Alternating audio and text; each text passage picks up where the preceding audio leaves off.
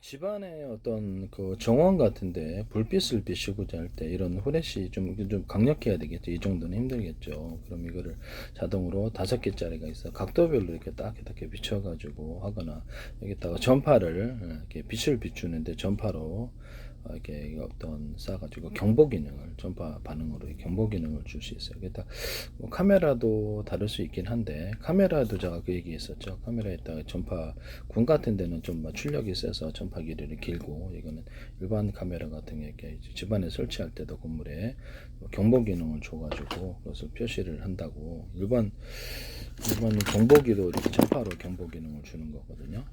그래서 이거를 이제 이런 경보기 살 때도 약간 비밀번호를 입력해야지 똑같은 걸 샀는데 다른 걸로도 되더라고. 이거 껐다 켰다 되게 황당했는데 일단 비밀번호가 맞아가지고 이렇게 자기가 입력을 해가지고 다른 리모컨으로 해도 이게 안 되도록 하는 그런 거 하시면 제기술이 되겠습니다.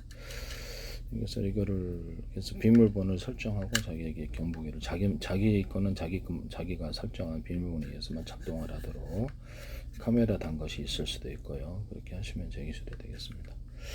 카메라 달아가지고 이렇게 경보기 만드셔가지고 스마트폰 연동해도 그렇게 만드셔도 제기술이 되겠어요.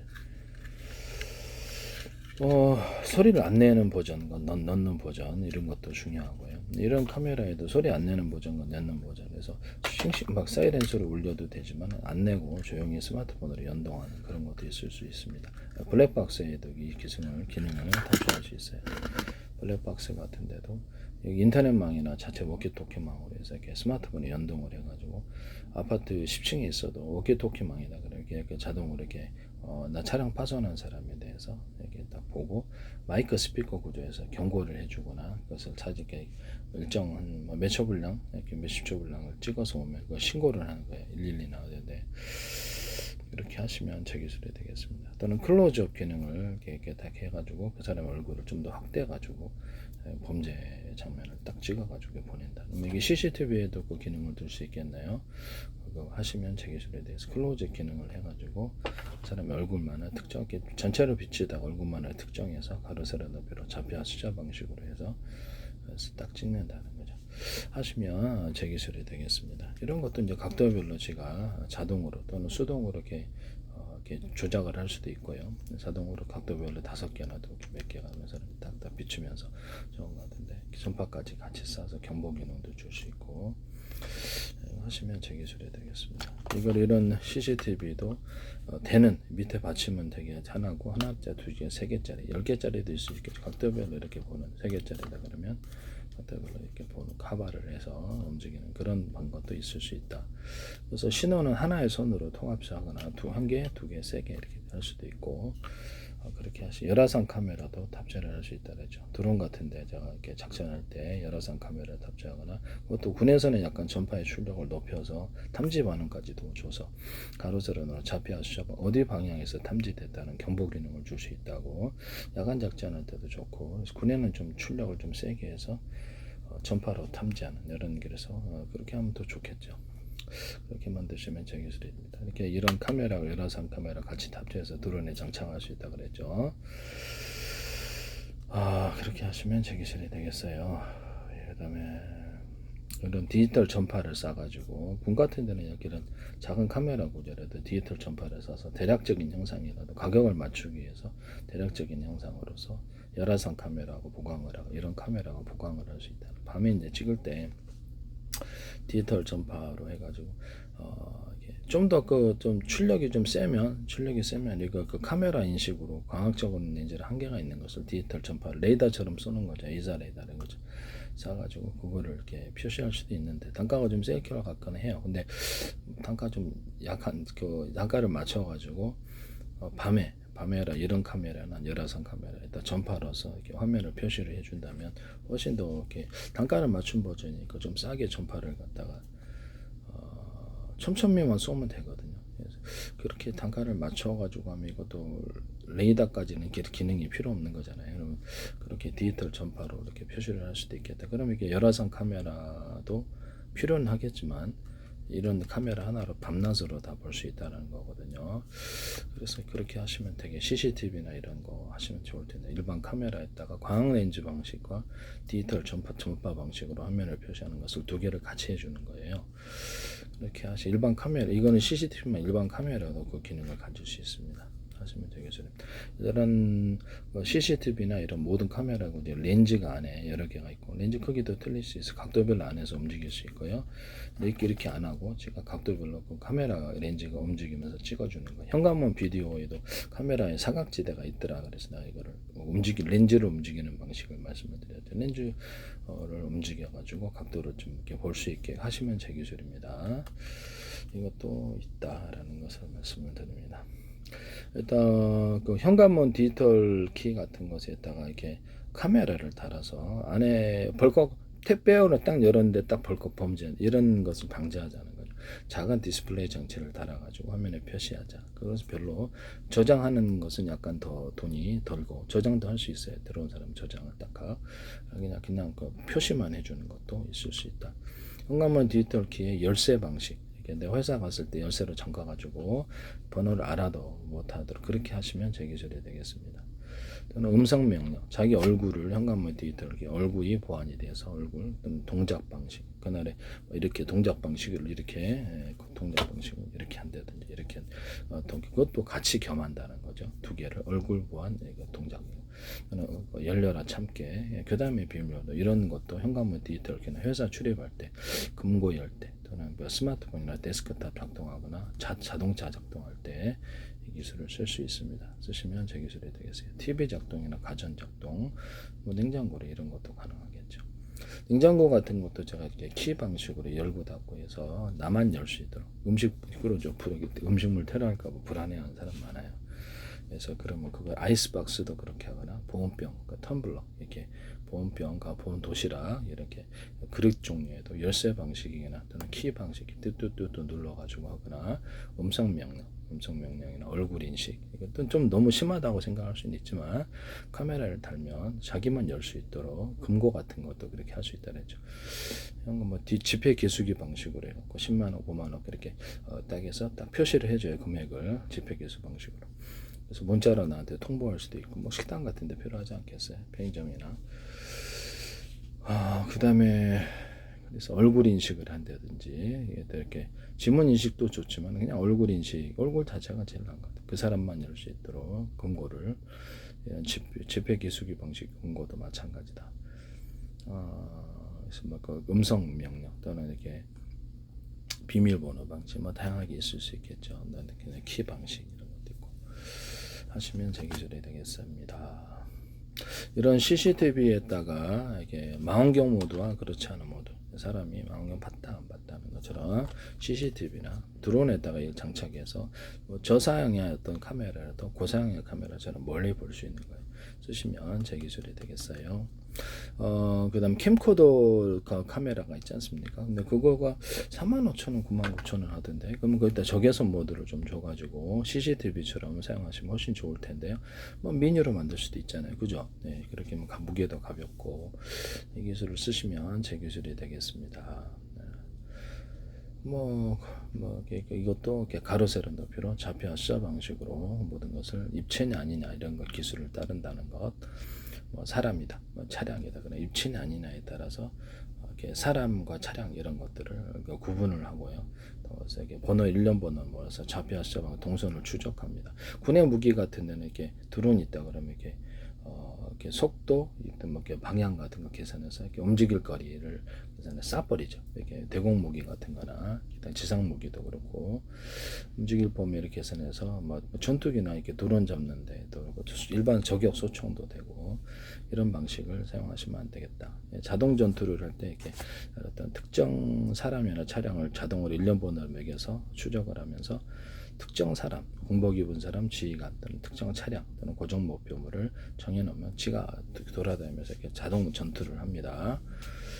전투 모드를 5개, 10개를 만들어서 자동 전투하는데 컴퓨터 스스로 선택하거나 조종사가 선택합니다. 우크라이나 시내 안드레에서 이걸 사용하시던데요. 제 기술입니다. 이런 카메라는 모든 것을 입체냐 아니냐에 따라서 보고요. 그래서 우리가 사람을 각각 보잖아요. 사람이 어떻게 생겼고 그게 이제 입체는 아니냐는 거거든요. 체중이 어떻게 이렇게 그 사람의 특징에 대해서 기록을 하는데 이래서 입체냐 아니냐에 따라서 각 사람을 각각 구분할 수 있는 방식이 되겠습니다. 또는 이건 이제 가로 세로 높이로 좌표와 숫자 방식을 했을 때 그 사람 이제 키가 얼마 이렇게 그런 걸 이제 살펴본다는 거죠. 또는 나무 또는 건물 이런 입체면 부딪히지 않는 기술을 사용합니다. 자율주행 차량이다. 진공청소기 로봇 같은 것들 원형 집안에 카메라 달아가지고 자동으로 가로 세로 높이로 집안을 좌표와 숫자를 짜고요. 숫자니까 1cm나 0.1cm에서 두 군데 찍어주면 청소하고 돌아옵니다. 입체면 부딪히지 않아요. 책상단이나 이렇게 입체면 사람이어도 입체면 부딪히지 않습니다. 일반 산업용 로봇, 작업용 로봇 입체면 사람은 이게 입체니까 이렇게 안 한다. 이렇게 특정 작업 모드 외에는 이렇게 부딪히지 않는 기술을 사용해요. 그 로봇이 하는 작업 외에는 다른 것을 해치지 않는 구조는 입체냐 아니냐 이런 간단한 구조로 해결할 수 있다. 그래서 입체면 부딪히지 않는다라는 거, 사람 같은 거 가로수 부딪히지 않는다. 건물 뚫고 나갈 수 있지만 자율주행 차량인 로봇이 그렇게 하지 않는다라는 거죠. 그래서 입체냐 또 낭떨어지면 이렇게 안 간다 이런 것들도 있을 수 있죠. 이렇게 평면 이렇게 각도 위험한 걸 인식을 해서 거기에 이제 양떨어진 공간은 입체가 없는 거죠. 그래서 없는 방식으로 해서 저로 안 가는 이런 것도 있을 수가 있다.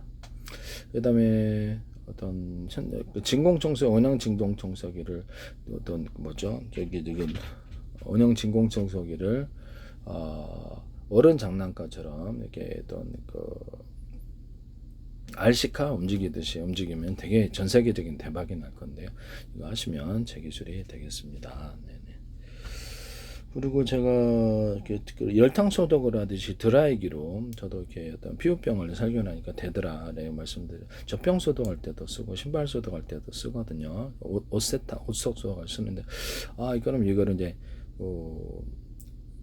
그렇죠. 드라이기 순간 온도가 150도가 넘으니까 그러면 이게 화장실 이렇게 손 이렇게 말리는 게 새기는 원상이에요. 그걸 온도를 높이자는 거죠. 그래서 50도, 60도, 70도, 100도짜리도 있을 수 있고 그 온도의 강중량을 맞출 수도 있고 이것을 했더니 뉴스에 이걸 나와서 하시더라고. 이거 제 기술인데 이걸 가지고 어떤 병원 바닥을 청소하거나 집안의 벽을 바닥을 청소하거나 이불을 침구를 스팀 방식이 아니라 건조 방식으로 살균. 저는 드라이기로 살균해요. 솔직히 얘기를 하면. 근데 전용 이런 것을 만들면 좋겠다 이 말씀이죠. 하시면 제 기술이 TV 홈쇼핑에서 어디선가 거기 스팀 방식으로 살균하고 60도로 해가지고 이게 말리더라고요. 근데 제게 어이가 없었는데 이것도 제 기술을 침범한 것으로 보입니다. 홈쇼핑에서 제 제품이 너무 침범하는 것들이 너무 많이 나오고 있다. 라는 말씀을 드립니다. 시폰 건조기 같은 것도 이렇게 카페 같은데 컵을 딱 걸어 놓으면 제가 이렇게 안에 구조와 입 주둥이만 딱 이렇게 청소해주고 솔로 그다음에 딱 꺼내면 내가 이렇게 나머지는 이렇게 알바가 이렇게 하든지 그러면 되게 빨리 청소가 되겠죠. 이렇게 청소를 이렇게 열댓 개 놔두면 그것도 금방 씻어요. 그런데 식품 건조기 건조 열풍 부는 대로 딱 옮겨 놓으면 이렇게 건조 열풍으로 살균해 준다는 거죠. 그러면 일반 그릇도 그렇게 할 수 있고 그렇죠. 일반 그릇도 그런 식으로 딱 되면은 슉 실어주고 나머지만 딱 청소해주고. 되게 싸게 만들 수 있겠죠. 일반 건 그렇게 하시면 제 기술이 되겠어요. LG 스타일러 같은 데서도 스팀 방식으로 살균하는데 건조 열풍 방식으로 하시면 제 기술입니다. 그래서 빨래 건조대다. 그러면 이렇게 빨래 건조 열풍 방식이면 옷을 딱 집안에 딱 걸어놨더니 탁 이렇게 살균해 들어 건조 열풍으로 그럼 기분 상쾌하잖아요. 걸어놓기만 하면 빨래 건조대다. 그럼 빨래를 제습 방식으로 해서 제습기 방식으로 습기를 배출해주고 건조 열풍 방식으로 빨래 이렇게 살균합니다. 이런 빨래 건조도 만드셔도 제 기술입니다. 저는 식품 건조기인데 약간 세습 방식으로 습기는 빼주고 열풍 방식으로 해서 열풍을 반복하면서 열풍을 너무 강하게 에어프라이기처럼 하면 타버리더라고요. 그래서 그렇게 열풍을 계속 미세한 열풍을 불어주면서 습기를 증발을 시키는 이거 좀 되게 빨리 식품 건조기가 마를 텐데 이렇게 식품 건조기나 농산물 건조기도 규모가 크더라도 이렇게 제습 방식으로 습기를 배출하고 열풍 방식으로 농산물 건조할 수 있습니다. 이것도 제 기술이라는 것을 말씀을 드립니다. 또는 과일 살균기도 건조 열풍 방식으로 살짝 사용해서 과일은 살짝 단맛이 증가하니까 괜찮거든요. 그래서 반복적으로 살균해주는 과일 어떤 살균기를 만드시면 제 기술이 되겠어요. 곶감 같은 거 우리나라 만들 때 제가 곶감을 오븐이나 이런 데다가 가열을 반복을 해가지고 기타 이렇게 이렇게 당도를 증가를 시켜준다는 거죠. 그것은 이제 각종 건포도나 건과일이 다 되는 건자두, 건파인애플 이것도 이런 건바나나도 이런 방식으로 할 수 있는데요. 그와 같이 하시면 다이를 이렇게 증가시켜서 건포도나 건과일을 만들어내시면 제 기술이 되겠습니다. 오븐에다 살짝 한번 가열을 했다 또는 구웠다라는 거죠. 그 방식을 사용하시면 제 기술입니다. 또는 거기다 달고나 설탕, 후라이팬에 그 소금 설탕 넣어서 카레마레 시킨 것을 그것을 묻혀준다는 거죠. 또는 거기다 마요네즈, 치즈, 생크림, 초콜릿 이런 걸 다양을 넣어서 건포도나 건과일을 만들 수 있다. 건자두, 건파인애플, 건바나나 이 방식으로 만드시면 제 기술입니다. 그다음 좋은 냉장고인데 고기를 숙성하거나 이렇게 농산물 같은데 보관하기 영도시부터 그 이하로도 괜찮지만 영도시부터 보통 13도씨 14도 이런 다음에 그 농산물이 되게 오래 가더라고요. 이렇게 좋은 냉장고가 필요하다. 김치도 그러하지 않습니까? 김치 숙성할 때도 이렇게 상온 숙성한 김치 숙성이 필요할 텐데요. 이런 좋은 냉장고를 만들 수 있다. 또 20도씨까지도 되겠죠. 또는 오븐기나 또는 전자레인지 같은데 이렇게 보면 빵 만드는 이스트기를 해가지고 빵을 육성을 할 때도 온도가 한 28도 정도에서 안팎에 그 이상 들어가면 익어버리더라고요. 그래서 이것을 약간 그 정도만 온도를 높여가지고 해도 그 안팎으로 이제 온도를 맞출 수 있죠. 그렇게 해서 보온실을 만들어지는 보온 기능이 있는 그런 그 오븐 만들면 전세 히트 날 것 같은데요. 전자레인지도 길이별로 그 밑에만 익잖아요. 길이별로 틀리게 해서 전파를 갖다가 조사를 하면 음식이 골고루 익어요. 그래서 이런 전파를 만드시면 제 기술이 되겠습니다. 저는 거기다가 약간 건조 열풍 에어프라이기식으로 건조 열풍을 불어주고 동시에 전파를 쏘는 거 두 가지를 같이 겸할 수도 있습니다. 이런 기기를 만드시면 제 기술이 되겠어요. 전자레인지도 이렇게 할 수 있죠. 네네. 하시면 제 기술이 되겠다. 그럼 따로 보온실을 빵 만드는 육성한 보온실을 자그맣게 오븐기처럼 미니 오븐기처럼 하면 제일 대박일 것 같아요. 큰 것도 있을 수 있겠죠. 업장에서는. 그것을 해서 보온실을 만드는 건 참 좋겠다. 술 숙성할 때도 좋고, 그래서 매주 같은 거 쓰기도 좋고. 그래서 이런 거 숙성하기 딱 좋지 않습니까? 보통 이불 덮어 놓는데 요구르트 만들기도 좋고, 요구르트는 딱 만들긴 있긴 하는데 이렇게 해서 하면은 빵 만들 때 되게 좋겠다라는 생각이 들거든요.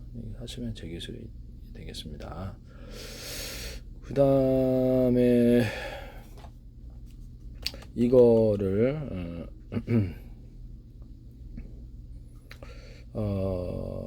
이렇게 경보 기능을 줄 수 있다 그랬죠. 그래서 사람이 나타날 때 이게 잘 안 보여요. 밤에 이게 저기서 안 보이는데 이것을 사람이 나타날 때 이것을 110이나 220으로 전구 켜면 좋은데 전기가 많이 낭비되니까 이런 후레쉬 같은 것이 있어가지고 이것도 물론 전기가 공급되는 방식이 있고 그냥 배터리 방식이 두 가지가 있어요.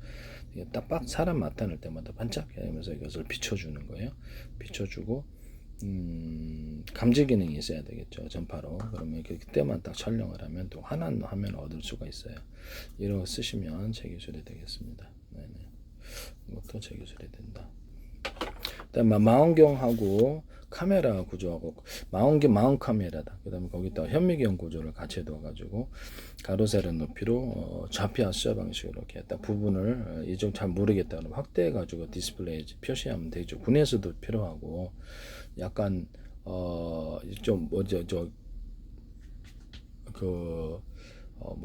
이게 좀 더 나은 광학 카메라를 이렇게 현미경을 가지고 있는데 온라인으로 보내서 그것을 다시 표시해 줄 수도 있습니다. 전자현미경을 디지털 전폐 방식으로 보잖아요. 그러면 거기다 광학 렌즈를 하나 더 추가해서 색깔을 분별을 하게 하고 그 색깔을 입혀주는 거예요.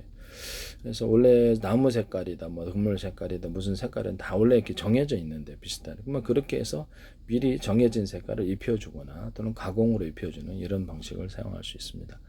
그래서 이런 다른 디지털 전파로 화면을 표시하는 모든 것에 이 기술을 사용하시면 제 기술이 되겠어요. 네.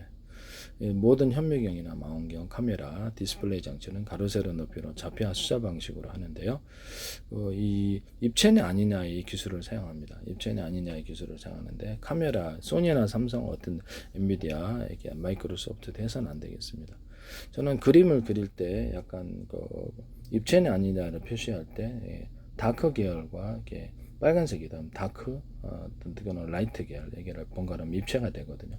또 다른 색깔을 없던 색깔도 추가해서 다크 이렇게 입체를 만들어내거나 그림 물감의 두께를 이렇게 여기는 좀 얇게 만들어, 이렇게 두껍게 만들어 입체를 일부러 만들어 주거든요. 그 부분만 두드러지게 해준다는 거죠. 이렇게 해서 입체 카메라, 입체 디스플레이 장치 만드시면 제 기술인데, 그래서 이제 이게 가로 세로 높이로 좌표와 숫자 방식이 정보가 필요한 거죠.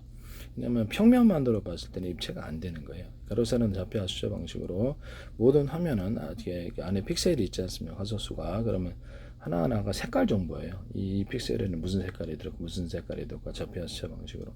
근데 그 깊이까지는 없거든요. 근데 깊이까지 표현해주면 이게 입체가 된다는 거죠.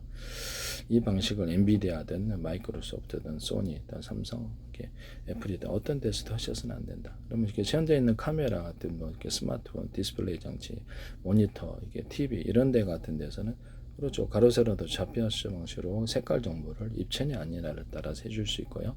보다도 보통 3D 입체만 아니라 구토 이제 일어나죠. 근데 이 방식은 별로 이렇게 보기에도 편해요. 제가 그림도 이제 그렇게 똑같이 이런 방식으로 이제 약간은 그림 물감을 두께를 좀 틀리게 해가지고 입체를 만들어내거든요. 그렇게 하면 훨씬 더 보기가 좋아요. 그림이 좀 틀려 보인다 그러나 이런 현상이 일어나는데 이 기술을 쓰시면 제 기술입니다. 입체냐 아니냐, 또는 저화질을 고화질로 만드는 이런 카메라나 이런 디스플레이 장치에서 옛날 구린 화면, 사진을 보정해서 현대적인 화면으로 이렇게 사진으로 만들어요. 그럼 속도를 빨리 하면 이게 된다는 거죠. 그때 이제 빛의 정보가 원래는 10인데 20, 30, 40, 50으로 나름대로 가공으로 계산해서 넣어주거나, 뭐 또는 이렇게 원래 구린 빨간색인데 고급스러운 빨간색, 또는 라이트 계열, 어두운 다크 계열의 빨간색을 구분해 그렇게 해서 입체를 표시하거나, 보정 속도를 빨리 해가지고 원래 정보하고는 상관없이 프로그램 보정하듯이 틀린 약간 더 업그레이드된 정보를 가공으로 줘서 그걸로 이제 보정을 해서 저화질을 고화질을 만들어 놓는다는 거죠. 이것을 쓰시면 제 기술이 되겠습니다. 속도를 빨리 하면 된다는 거죠. 그리고 모든 이렇게 어떤 디스플레이 장치나 이런 걸 픽셀에 있는 색깔의 정보인데요. 사람이 됐든 뭐가 됐든 다 색깔이, 우린 미술 그릴 때도 이렇게 사람 그릴 때나 나무 그릴 때는 색깔을 넣는, 그 부분에 어떤 부분에 색깔을 넣는 거는 이것은 다 색깔 정보라는 거죠. 가로 세로 높이로 이 주의를 따라서, 그를 따라서 이 색깔을 숫자로 표현할 수 있을까요? 어떤 픽셀에는 이게 이 색깔이다라고는, 그렇죠, 숫자로 표시할 수 있어요. 그렇게 해서 정보를 전송하시거나 저장할 수 있는데, 그것이 하시면 되겠습니다. 오디오 같은 것도 또 어떻게 오디오도 주파수를 분석을 해가지고 그 숫자로 표시해서 전송하거나 저장할 수 있습니다. 자, 그렇다면 숫자가 이렇게 쭉 나열했다고 합시다. 그 사진 방식으로 찰칵 찍어서 1000분의 1로 축소할 수 있습니까? 이렇게 하면 큰 파일이지만 나눈 고절은 작은 파일이 됩니다. 이 원리로 축소를 해서 그것을 축소를 한 것을 다시 촬영을 할 수 있습니까? 여러 가지 축소한 거를, 파일을 여러 개 묶은 거를 다시 재촬영을 합니다. 그 방식으로 해서 전송하거나 저장할 수 있어요. 이 기술을 사용하시면 제 기술이 되겠어요. 네네. 이렇게 압축 저장을 할 때 기술이 이렇게 될 수가 있습니다. 남의 기술을 무단으로 사용하셔서는 안 되겠어요. 네. 그리고 CCTV나 어떤 케이블 TV를 컴퓨터하고 TV 결합을 한다 그랬는데, 그 삼성에서 무단으로 하셨거든요. 제가 아이디어를 냈더니, 삼성은 지금 제 기술 많이 침범이 여러 건 나오고 계신데, 컴퓨터 TV의 결합은 근본적으로 제 아이디어 기술이라는 것을 말씀드립니다. 제품이 나왔더라고요. 좀 어이가 없었는데요. TV에서 셋톱박스 기능을 안에다 통합시키는 기능이에요. 이게 기존의 TV 수신 카드는 있었어도 셋톱박스 기능 안에다 통합시키는 게 없었다라는 거죠. 그래서 케이블 TV 같은 것을 안에다가 이렇게 할 때 셋톱박스처럼 해서 안에 신호를 처리해주는 기술을 TV에다 적용을 시켜, TV하고 같이 결합시켜주는 제품이라는 거죠.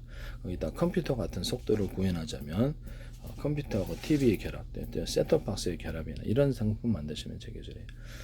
그다음에 당연히 인터넷망 연결이 되고요. 그다음에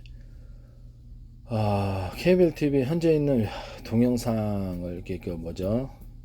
그다음에 동영상을 100개다. 그러면 그것을 유튜브 동영상 방식으로 틀어주고 유료 무료를 나눈다는 거죠. 그다음에 거기다가 저기 그 소비자 홈페이지 블로그처럼 해가지고 이렇게 방송국을 사고 팔 수 있는 권리를 줘요. 그러면 이렇게 돈 들여서 혈안이 되어서 키울 거예요. 홈쇼핑이 됐든 뭐든. 그럼 쿠팡이나 네이버 쇼핑 아니면 11번가 옥션 뭐다 이렇게 롯데마트, 이마트, 후블러스, 뭐 코스트코, 알리바바 또는 뭐 이렇게 월마트 또 이렇게 이런 아마존 이런 데서도 테무 같은 데서도 기타 모든 나라 국적에 상관없이 거기다 들어온 사람이 많잖아요. 그럼 거기다 SNS를 할 수 있게 쟤네끼리 채팅을 하거나 방송국으로 육성해서 홈페이지 블로그를 만들어 주거나 홈쇼핑을 할 수 있게 해줘요. 그러면 이제 그렇게 기존의 어떤 밋밋한 것을 자기네들이 정부 허가가 필요 없는 홈쇼핑이 되는 거죠. 수백 개, 백만 개도 될 수 있고, 그리고 돈 주고 팔 수도 있고, 사고 팔 수 있는 권리를 줘요. 그렇게 거기다 셀러 기능을 줘서 그 상품을 자기네 상품을 팔아도 되지만 일정 어떤 이렇게 어떤 품목 몇천 가지 품목에 대해서는 팔면 내가 이윤을 주는 그런 것들도 있을 수 있습니다. 이런 방식의 사업을 전개할 수 있는데요. 뭐 마이크로소프트, 구글, 유튜브, 뭐 이렇게 페이스북, 기타 이런 데서도 SNS도 이걸 할 수 있다 하시면 제 기술이 되겠어요. 삼성도 하시면 안 됩니다. 네이버도. 카카오톡도 그렇고 이렇게 해서 방송국을 사고 파는 개념이에요. 그래서 그러면 스마트폰이나 데스크탑 노트북에 그러면 한국어 컴퓨터가 됐든 뭐 이렇게 다음이 됐든 어든 다른 데서 자기네들이 우리 고객님 많다, 고객님 1000만 명 된다. 또 아프리카 TV 같은 데 방송국을 갖다 내가 애 깔게 애 깔아주고 네가 홈쇼핑을 하든지 뭐라든지 다 해. 광고 거기서 이제 광고 수익이라든지 홈쇼핑 수익 또는 결제도 우리가 대신해주고 그렇게 해주면 그걸 니네가 사고 팔 수 있다 그러면 막 혈안이 돼서 키울 거 아니에요. 그죠? 그거 하시면 제 기술입니다. 이동통신망으로 하셔도 되겠지만 보통 인터넷으로 하겠죠. 그래서 그렇게 방송국을 앱을 넣어가지고 판다는 거죠. 이게 쓰시면 제 기술이에요. 마이크로소프트나 구글 유튜브다 그러면 유튜브 동영상 널린 게 깔리는데 그냥 널브러져 있잖아요. 이렇게 널브러져 있는 애들을 시간대를 따로 틀어주는 거예요. 그러면 하루 20개, 40개 틀어. 그게 방송국이라는 거죠. 제 개념. 그럼 내가 회사 출근해도 컴퓨터 틀어놓고 자동으로 시간대를 따라 틀어주는 기술을 사용할 수 있는데 이 기술을 사용하시면 제 기술이에요. 그건 하나의 방송국이 되는 거죠. 홈쇼핑 해도 되고 광고 시간입니다. 광고를 내보낼 수도 있고 시간대를 따라서 이 동영상이 각각 틀어지는 기술을 주는 거예요. 그러면 개인도 방송국이 고객님만 많으면 회원수만 많으면 큰 돈을 벌 수 있고 방송국 송출할 수 있는 거예요. 자동으로 자기는 회사 가서 다른 거 해도 되고 미리 또 다른 사람의 동영상을 받아갖고 송출해 줄 수도 있는 거잖아요. 방송국이니까 이거 하시면 제 기술입니다. 그래서 이렇게 앱에다가 이것을 깔아 놓으면 상당히 유망하겠다라는 생각이 듭니다. 그래서 사이트에 상관없이 이렇게 하시면 제 기술이 되겠어요. 네네. 고객님만 많으면 다 된다는 거죠. 방송국을 하루에 그럼 방송국 100개도 만들 수 있겠죠. 그렇죠. 100개도 만들 수 있죠. 그럼 이거를 갖다가 라디오 방송국이다. 그럼 현재 라디오 공중파로 하잖아요. 그럼 라디오 수신하는데 그럼 거기다가 정부로부터 허가받은 파형은 하나지만 100개 채널을 만들어서 팔 수도 있겠네. 또는 그것을 100만 개의 번호를 만들어 같은 번호라도 호출 번호 만들겠지. 이동통신이나 워키토키 제공할 수 있겠네. 그렇죠? 공중파는 다 돼요. 햄통신도 돼. 햄통신도 동일하게 됩니다. 햄통신을 유선 인터넷망으로 통합을 시켜가지고 워키토키도 유선 인터넷망으로 통합시켜 전국망으로 만들거나 전세계로 망으로 만드시면 제 기술입니다. 그래서 햄통신도 하루에 그 나라에 10만 개다 그러면 그 나라 전 세계면 햄통신 가입자가 꽤 많죠. 이걸 인터넷망으로 이렇게 결합을 시켜서 신호를 이제 자기네들이 공중파로 쏘고 그것도 신호를 송수신 해줄 수도 있어요. 중계 기능을. 그래가지고 이거를 뭐 홈쇼핑으로도 만들 수 있고 다양한 방송국을 동일하게 뭐 허가받은 파형은 하나지만 100개의 전파도 쏠 수 있는 거죠. 100개 호출 번호만 틀리게 해서 방송국 100개만 사고 팔 수 있어요. 홈쇼핑 해도 되잖아요. 네네네. 다양한 방송을 해도 되고 하시면 제 기술이 되겠습니다. 이거를 저는 햄통신은 유선망이 유선 인터넷 통합시키면 이게 가능하다고 생각하거든요.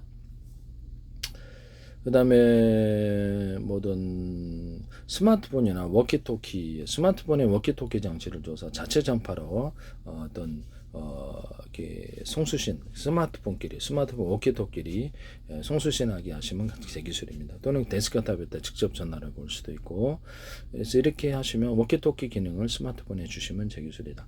스마트폰이나 워키토키 군의 통신 기기에 자체적인 증폭 장치를 좀 주면 전파의 송수신거리를 늘릴 수가 있어요.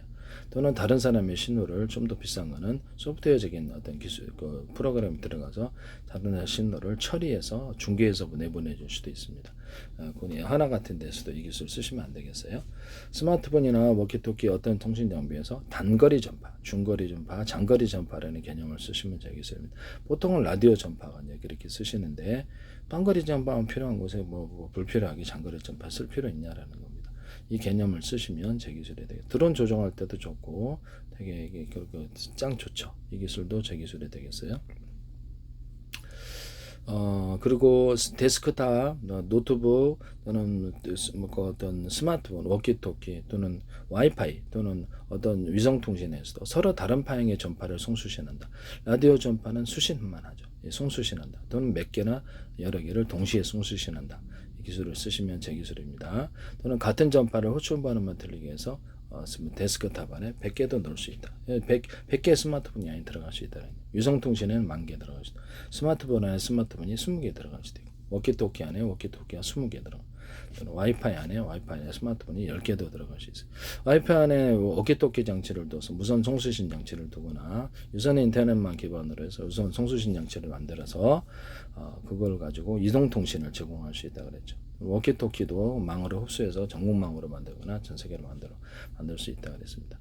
하시면 제 기술이 되겠습니다. SK텔레콤에서 블루투스 기술로서 SK 플래닛인가 이것을 서로 다른 방향의 전파를 송수신하거나 와이파이에다가 서로 다른 방향의 전파를 송수신하는 걸 봤어요. 제 기술을 침범하신 것인데요. 이것은 하시면 안 됩니다. 그리고 부산대 광메카트로스 YTN에서 김창석 교수님이 자율주행 차량에서 이게 서로 다른 방향의 레이저를 쏘고 송신하고 수신하시더라. 이거 제 기술입니다. 그 머스크 위성통신에서도 내가 얘기했지. 머스크 위성통신에서도 서로 다른 방향의 레이저파를 이렇게 섞어서 묶어서 쏘게 되는 방식을 하게 되면 이것은 서로 환자 의지하듯이 환자에게 부목되듯이 멀리 간다. 또는 송수신 신호가 뚜렷하다.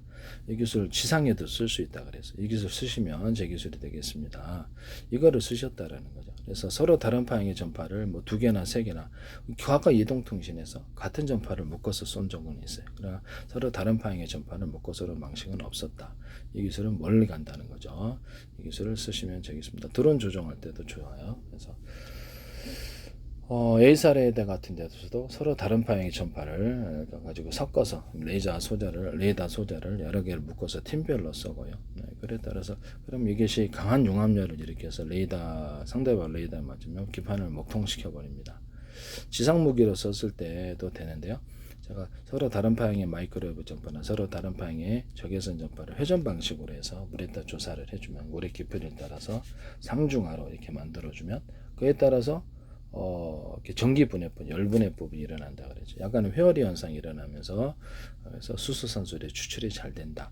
쓰시면 제 기술입니다. 이게 석유도 이렇게 추출을 하실 때 석유를 이렇게 발화가 안 일어날 정도로 이것도 석유를 가열할 수도 있거나 태양 어떤 방사능 반사판처럼 오목헌원물 파서 석유에 조사를 해서 물을 데워서 추가로 뭐 석유 액상을 데우는 거죠. 이렇게 해서 할 수도 있다 그랬죠.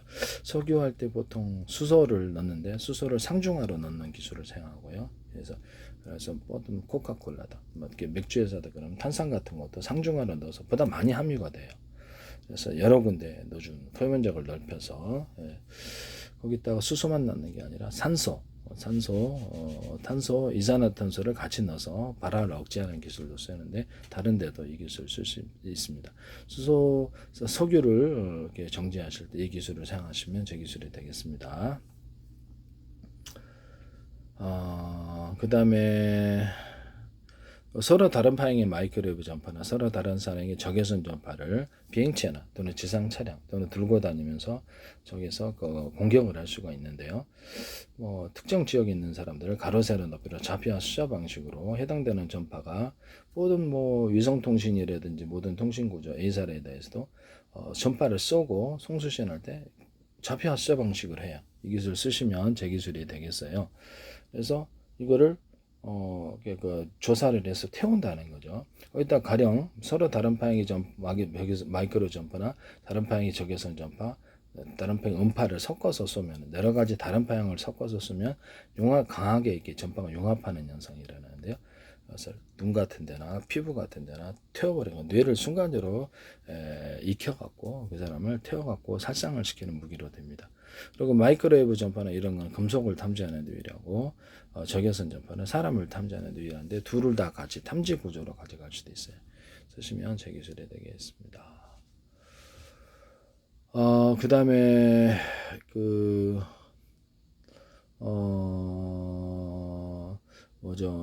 서로 다른 파형의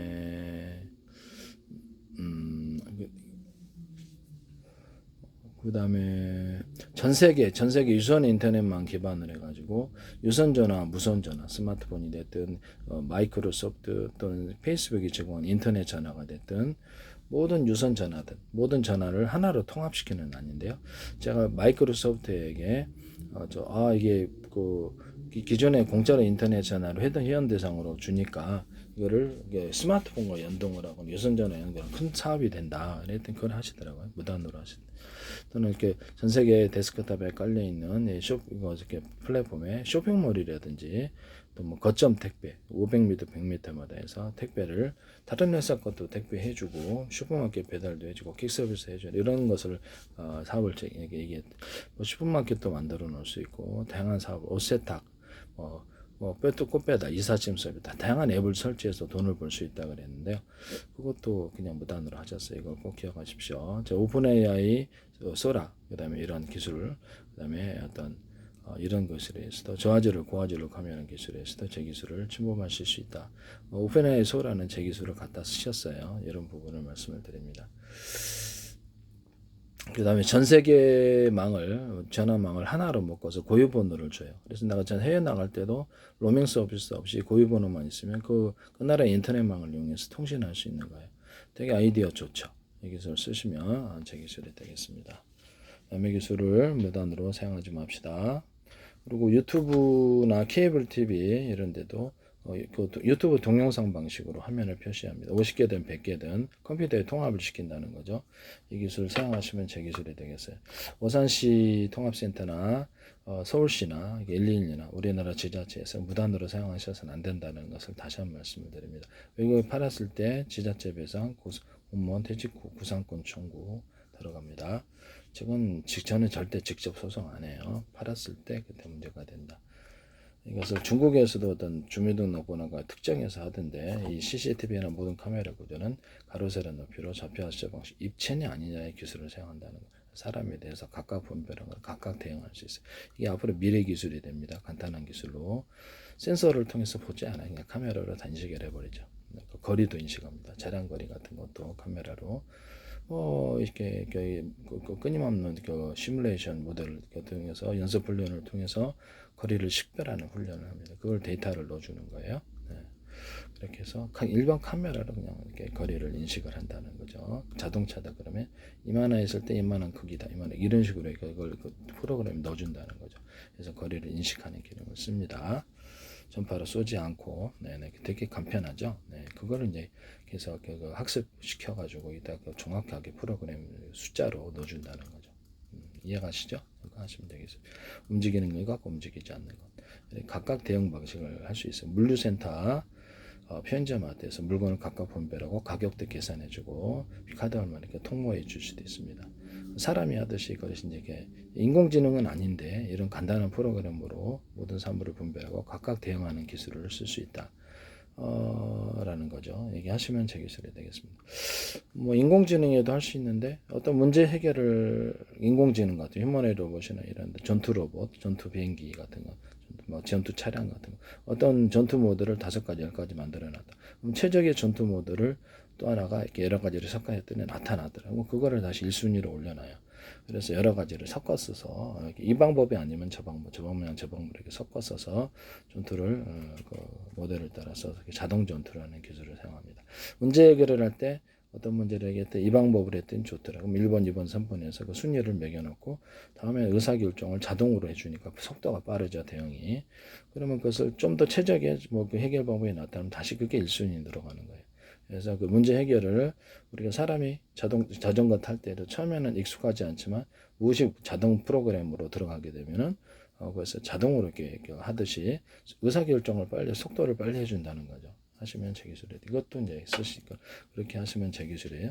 그래서 좀 더 묻지가 이제 전투 로봇, 전투 비행 차량, 뭐 이렇게 차량이 전투 차량이다. 이런 것들도 휴머노이드 로봇이다. 문제를 해결할 때 이런 방식으로 데이터를 저장해 놓고 자동으로 결정하고 좀 더 나은 것이 있을 때 제가 그렇게 좀 더 나은 방법을 1번으로 올려놓는 이제 추가하는 데 이렇게 주었습니다. 그래서 학습을 한다는 거죠. 전투도 학습하고 모든 사물을 학습해서 문제 해결 방법을 저장해 놓는다. 자동 프로그램에 쓰시면 제 기술입니다. 그 다음에 어떤 무게를 들었다. 내가 이런 무게를 들거나 이런 무게를 들 때 기억을 해줘요. 이게 사람이 그래서 자동으로 그것을 숫자로 만들어서 무의식 프로그램에 넣어줘요.